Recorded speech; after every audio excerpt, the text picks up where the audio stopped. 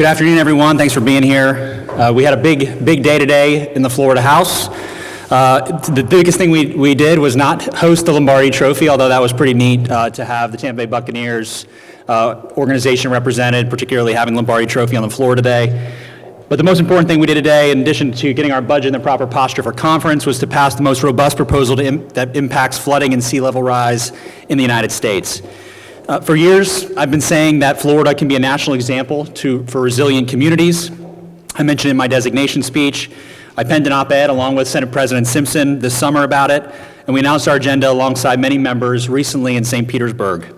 With the passage of Representative Posada Cabrera's flooding and sea level rise bill today, we have delivered on that goal. Florida is home to 7 of the 10 cities with the largest property losses at risk from flooding in America. And while some continue to debate word choice, we've rolled up our sleeves and found real solutions to a real problem. For the first time, Florida will have a statewide plan to address flooding, and we will dedicate $100 million a year to that cause. We want to appreciate our partners in the Senate who worked really hard on this product along with us and for getting it done so early on in session. I'm proud of the work that Representative Posada Cabrera's bill is now headed to the governor's desk for signing. We are one step closer to the goal that we've been talking about now for many months, that we should be always ready.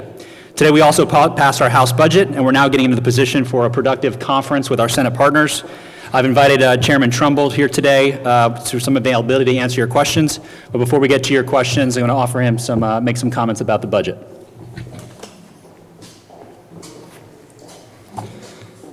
So thank you, Speaker. First, I want to thank the appropriations staff and our committee members. The Speaker's goal this session with the budget was not to go spend money on a tremendous amount of member projects, but to focus on legacy issues. The fact is our state's continuing to grow, and we need to prepare for that growth. The fact that the governor made bold decisions early on in the pandemic to keep our state open really put Florida in one of the best positions to be able to succeed from a revenue perspective. Each of our subcommittees were faced with a difficult decision with estimates that we received back in December, and in order to prioritize the state's state's recurring expenses and prepare for the future.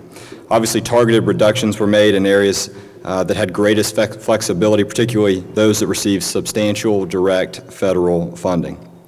These reductions allowed us to fund the critical needs, obviously, for our state. We set forth a plan to invest Florida's share of the federal COVID relief in a one-time expenditure. We put $1 billion in the Emergency Preparedness and Response Fund as a way to prepare for future emergencies. And most importantly, we shored up our reserves and put in excess of $5 billion in reserves. This is a balanced budget that reflects our beliefs that our state should not spend more than it takes in. We have an obligation to prepare for Florida's future. Look forward to working with our partners in the Senate in the coming weeks to provide the best budget for the governor's signature. Thank you, Speaker, for this opportunity very much. Questions for me or for the Speaker?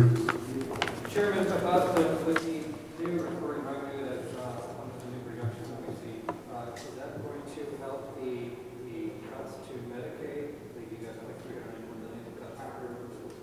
Is that federal?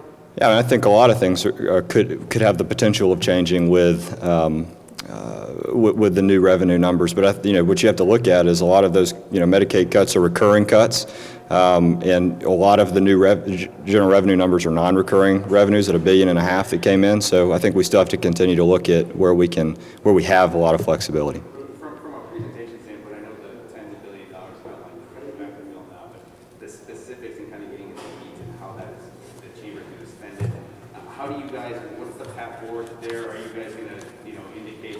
I guess not segregate that money, but are you going to indicate specifically what some of that money is being funded on, or is it just going to be integrated as part of the large budget? No, we prescribed how we were going to spend the majority of that money in the back of the bill. $3.5 billion in deferred maintenance, $2 billion to shore up a battered state transportation trust fund. We put Specifically, I mean, deferred maintenance can be a lot of things. Are you ever going to line item sort of the sort of items you're going to use that money for? Yeah, I think that's what we'll use the conference process for to come up with specific proposals. You guys are going to have to know that when we get a specific list, it's not going to be a House priority list, it's not a priority list. You guys are going to release how you present money when you come to agreement. Yeah, I would imagine that that'll be something that we focus on in conference. Well, of course, but I'm just saying there's never going to be a House priority list. You're not going to line item out a House's priorities for that spending. It's just going to Well, yeah, but Matt, we sort of did. I mean, we prescribed where we think a lot of the dollars should go in a very focused way, and I don't believe the Senate even prescribed any of the spending. When you say $3.5 billion for deferred maintenance, that's, obviously a broad categorization. I'm just wondering if the House is going to prioritize how you want to spend that $3.5 million, which league your roofs we're fixing, that sort of thing. Sure. Yes, I would, to your point, yeah, I'd imagine that we are going to look at specific proposals associated with those individual line items. I wonder if you could address this issue, and you heard it in some of the amendments that were put forth here by Democrats today and yesterday as well. But the idea that you could be creative with some of this money to make it more recurring, possibly. You could bank this money and spend it on some of these health and social programs that in the state for decades have been lacking.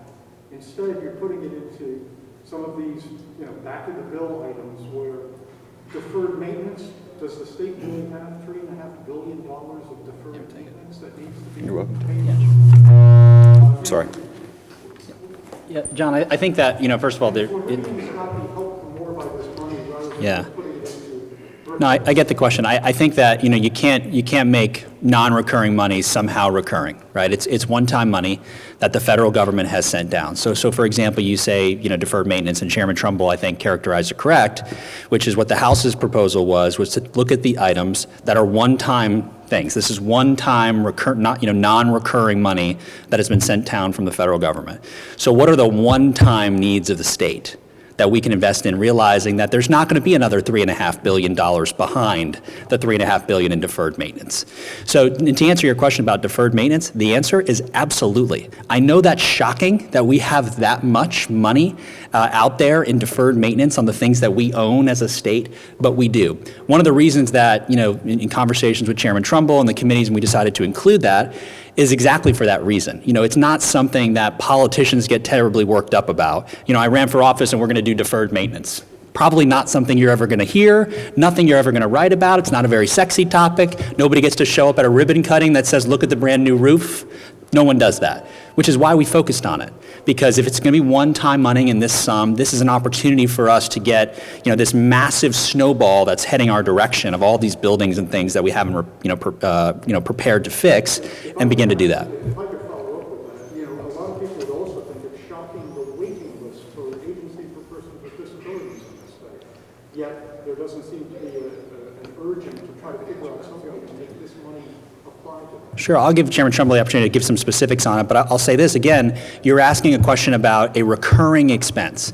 When you take care of someone's health care, when you start to do those things, that is a recurring expense. I'll give an example, and I think the Chairman will give you some additional details on it, but what we're doing, for example, in Medicaid to help mothers of newborn babies, we're extending what I think was created in 1976 from 2 months of coverage to 12 months. That is a recurring expense. We are going into that with the realization that this is something now that we are taking on in a recurring way year after year after year. So when we do that, we have to go in, to the deep end of the pool. What you're suggesting are additional recurring expenses, and what we've gotten from the federal government is one-time money. You want to talk more about APD? So, everybody that we defined as critical, we funded in the House budget. But I think it would be incredibly short-sighted to put people, use non-recurring money to take folks off the waiver or put them on the iBudget waiver, and then next year have them lose their services. I think that would be incredibly short-sighted for us as, for being fiscally responsible, one, but also to take care of people's needs. I don't see a need or see that there's a real reason that we would take non-recurring money, put people on a program, and then have to make a decision to maybe even cut health care in another area to be able to fund that recurring need in the future. Speaker Sprowls, you have a two-part question on there's a bill Senator Bercy offered on expunging the records of people convicted of marijuana possession. He said that he changed the bill to make it so that Floridians would only get one crack at the apple of getting one record expunged after negotiations with your office. Is that true? Was that the result of negotiations with your office? We've talked about that conceptually. I haven't seen the language that he's referred to, so I can't tell you whether or not, it reflects a meeting of the minds between us. I'm not sure we have a meeting of the minds. We talked conceptually about, I think second, his issue was somebody gets a second, possession of marijuana charge. How do we handle that? I think there was a discrepancy as to whether or not what we had talked about was covered currently under the law. So, I'm happy to talk with Senator Bracey. We've talked about those issues and several others. Are you generally in favor of expunging? We've actually done a lot of work on expungement and expunction in the House. When I chaired House Judiciary, I worked with Representative Latvala, and we did a whole expungement process. There used to be an opportunity where you had a juvenile who was arrested, brought to a jail or juvenile detention facility, and while that person might have gone in diversion, so they were never actually convicted of anything, the challenge was they'd go apply for a job, somebody does a background check, and it pops. Right, so now they can't get the job because they saw that they were arrested, even though they were never convicted. The House, I think, led the way in that respect, and we created kind of a dual track so that if that happens today, a juvenile goes to a detention facility, they go into what we call prevention web. So it's a separate database, so that that never pops on their record. It's not a conviction. So I have long, and the House has long been a proponent of making sure that those kinds of things don't impact people the rest of their life.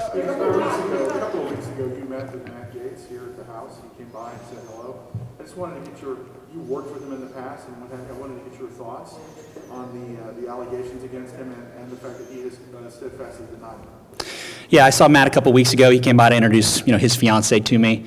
I don't have any reaction to it. Gary, I've read the articles like all of you had. I don't have any of the facts. I haven't seen any of the investigations.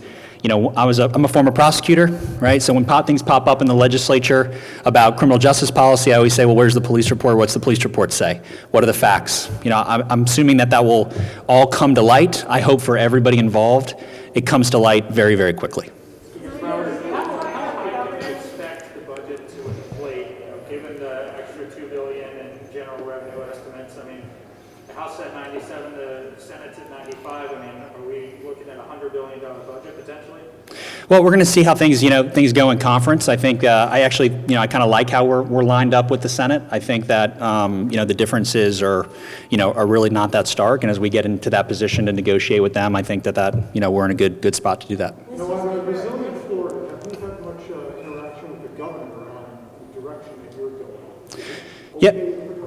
Yeah, we've talked to the governor's office a great deal. I'm not going to speak for them or speak for their position on the bill, but what I will say is that the governor has consistently been a very, very strong partner on, pro-environmental policy and pro policy that really looks out for the state. So, he continues to be a great partner in this respect, and we hope he'll sign the bill. I know member projects have been something you focused on, keeping them limited. Obviously, there's $2 billion more in what will likely be recurring money. Are you comfortable, using some of that money for that process member projects, or are you pretty much set on kind of where you're at, keeping it closing down? Yeah, well, you recall our rules are pretty narrow in that respect, right? So in order to kind of be in the game in the House, we changed the rules to say that you had to have at least a half. You have to be funded by half. So if you put in $1 million project, if you're not in the House budget at, 500,000, you're not alive. You got to be in both budgets to be in the game. Look, I think I'm really proud of what we've done. I got to say it. Chairman Trumbull actually had to go out and make sure it happened and do the work. But we had the lowest number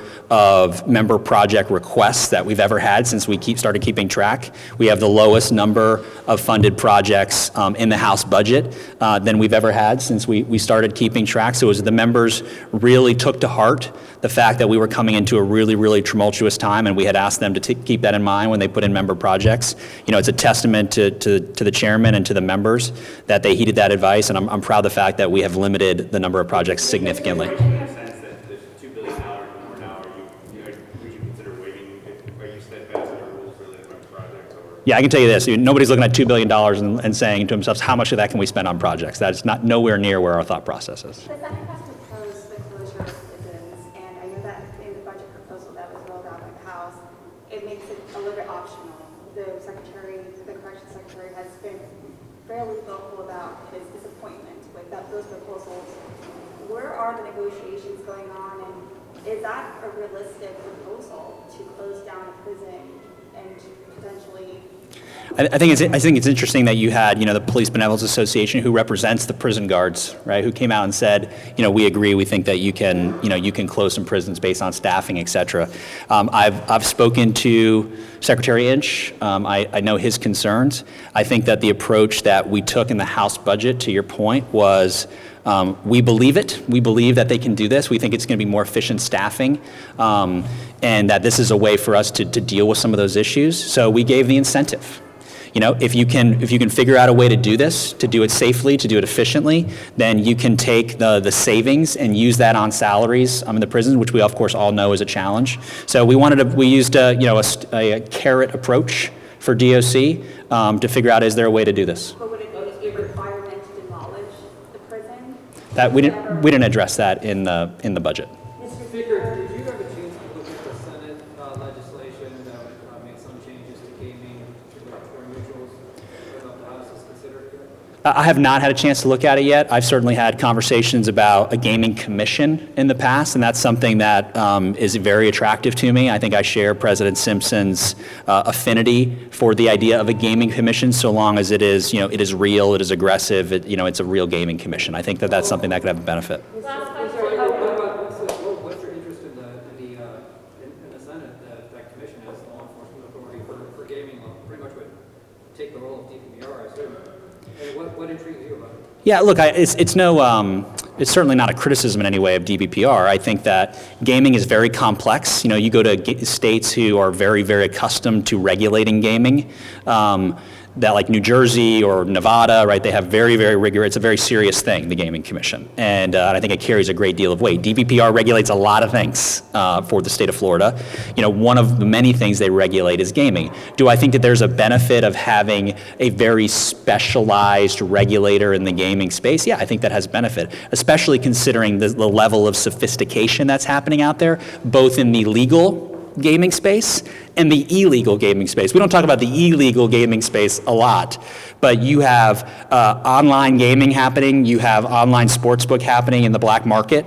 I've had some conversations with some cyber experts as to, we do this in other ways where we have the telecommunication companies take off those access to those servers. That's not something that we've done in gaming. I'm not sure it's possible, but I do think it's something that a very specific regulator could look into.